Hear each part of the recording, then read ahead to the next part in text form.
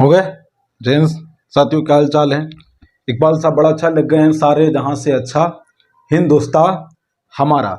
लेकिन जिस तरीके से देश में जो हालात बने हुए हैं और जिस तरीके से हम जो घटनाएं देख रहे हैं वो हमें बड़े चिंता में डालती हैं।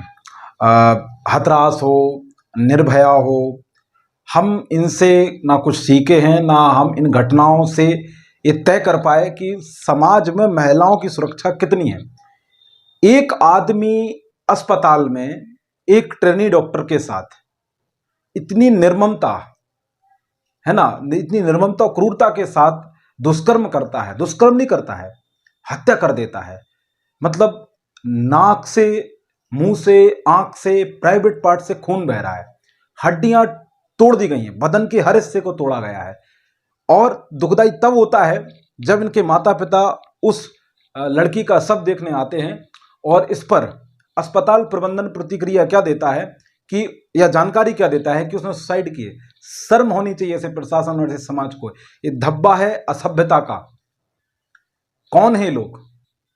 और ऐसी संतानों को जो जन्म देते हैं जो माता पिता, क्या सिर्फ जन्म देना आपकी जिम्मेदारी है? आप ये नहीं देखते कि इनको संस्कार भी इनमें प्रोए जाएं? क्योंकि एक बात है, किसी ने बहुत अच्छा लिखा है कि अगर आप बच्चों को शिक्षित करेंगे, संस्कारित करेंगे तो वयस्क अपराध नहीं करेंगे, क्योंकि बच्चे ही कभी जाके वयस्क बनते हैं। इतनी जो कहते हैं कि जो राक्षसपना जिस तरीके का देखा गया। देखिए, लोग आते हैं, सड़कों पर उतरते हैं, हमें लगता है इस बार कुछ आखिरी होगा, ये इस बार कुछ बदलेगा, लेकिन हम कुछ भी नहीं। और हम, खतरनाक होता है इस देश में कि राजनीति, आप ये बात उस पर थोप देते हैं। जब बीजेपी के राज में होती है तो कांग्रेस आरोप लगाती है, जब कांग्रेस के राज में होता है तो बीजेपी आरोप लगाती है। ऐसा नहीं होना चाहिए। कुछ मामलों में हमें समझना चाहिए कि हर चीज को राजनीति से नहीं जोड़ा जाना चाहिए, हर घटना को राजनीति के चश्मे से नहीं देखा जाना चाहिए, वरना इस देश में ऐसी घटनाएं ना आज रुकेंगी ना आने वाले दिनों में होती रहेंगी। क्योंकि इच्छा शक्ति नहीं है ना, क्रांति नहीं हो रही ना इसके लिए। मैं सोशल मीडिया पर बड़ा अच्छा कहीं पढ़ रहा था, हालांकि ऐसे में उस ज्ञान का इतना प्रयोग नहीं करता हूं, क्योंकि सोशल मीडिया का ज्ञान मेरे लिए उतना मायने नहीं रखा था। फिर भी कि महिला के अपमान पे, जहां जैसे राम भगवान गए, लंका दहन किया, महाभारत हुई और हम कैंडल परंपरा में आ गए, इससे बात नहीं बनेगी। क्रांति हो, आंदोलन हो, लोग सड़क पर उतरे। जब भारतीय टीम जीती तो पूरा देश सड़क पर आ गया। अच्छी बात है, आना चाहिए, ये हमारे लिए गौरव का पल था। लेकिन जब इस घटना पे कितने लोग आगे आए सिवाय डॉक्टरों के? मतलब डॉक्टर की लड़ाई डॉक्टर लड़ ले, किसानों की लड़ाई किसान लड़ ले। समाज को क्या नहीं लगता है कि इसके लिए हमें भी आगे आना चाहिए? कितने लोग आगे आए। मैं बॉलीवुड पर पूरी नजर बनाया हुआ, एक भी सेलिब्रिटी ने अभी, आयुष्मान खुराना साहब ने बड़ी अच्छी एक लाइन लिखी, उनकी कविता, उनकी जरूर सुनिएगा, बड़ी वायरल हो रही है। कौन है लोग? तो हमें इस बात पर विचार शुरू से करना होगा। न्यायपालिका, समाज, कार्यपालिका, विधायिका, सबको नए सिरे से सोचना चाहिए, वरना इतनी दर्दनाक घटनाएं घटती रहेंगी। सोच के देखिए, आपको जब मैं बताऊंगा, वो लड़की, मैं नाम नहीं लेना चाहता क्योंकि कानूनी तौर पे आप लीगली ऐसा कर नहीं सकते, आप नाम नहीं ले सकते हैं। उसका कॉर्टिलेज, उसका गर्दन दबाएगा, उसका कॉर्टिलेज टूट गया, यहां की हड्डी तोड़ दी गई, पैर की जो हड्डियां ऐसे मोड़ दी गई हैं, पलंग के इस साइड एक पैर है कि एक इस साइड पैर है।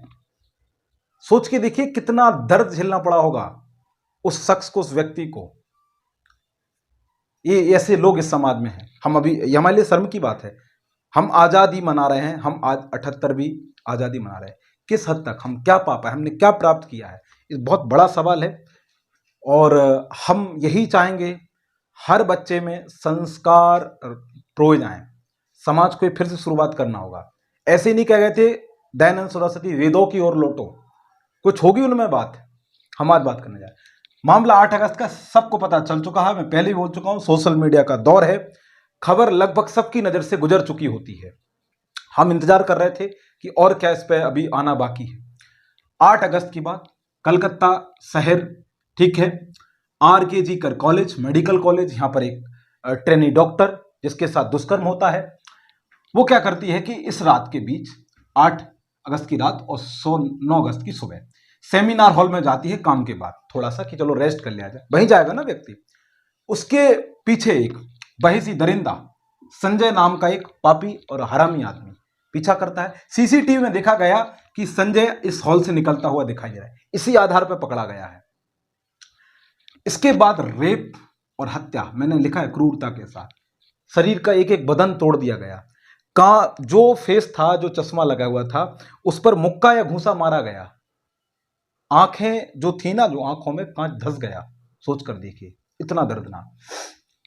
इसके लिए बंगाल सरकार ने पैनल बनाया 3 लोगों का, जिसको लेकर कोई वो नहीं है कि सरकार कैसी होगी, क्या होगा, ईमानदारी से काम करेंगे, कुछ भी नहीं कह सकते आप। लगातार विरोध बढ़ा, सुप्रीम कोर्ट एक्टिव हुआ, न्यायपालिका एक्टिव हुई, मामला सीबीआई को सेंड किया गया। लेकिन अभी भी सीबीआई ने भी कितने अच्छे से मामले देखे हैं। सुशांत सिंह राजपूत में इतना सब कुछ हुआ, क्या आज तक पता चला कि एक्चुअल में उस रिपोर्ट कहां तक पहुंची? यह भी दर्दनाक बना हुआ है। इस तरीके के हालात इस केस में नजर आए। अब हम जागे हैं।